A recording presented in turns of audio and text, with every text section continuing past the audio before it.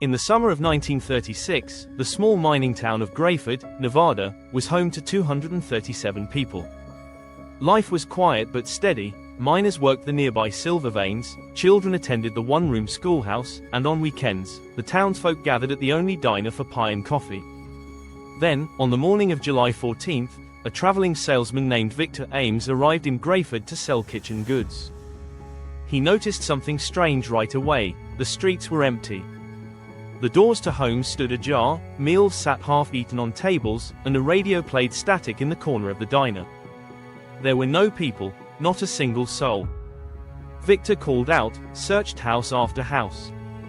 Beds were unmade, laundry hung on clotheslines, a dog barked from behind a fence, but there was no sign of the 237 residents.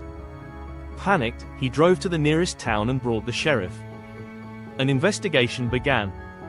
There were no signs of struggle, no valuables missing, and no tracks leading out of town except for the salesman's own. The mine shafts were empty. The surrounding desert was silent. The only odd clue: in the center of the town square, someone had drawn a large, perfect circle in white chalk. Weeks passed, but no trace of the townsfolk was ever found. Newspapers called it the Grayford Mystery. Some speculated about toxic gas leaks from the mine. Others whispered about cult activity, alien abductions, or government experiments.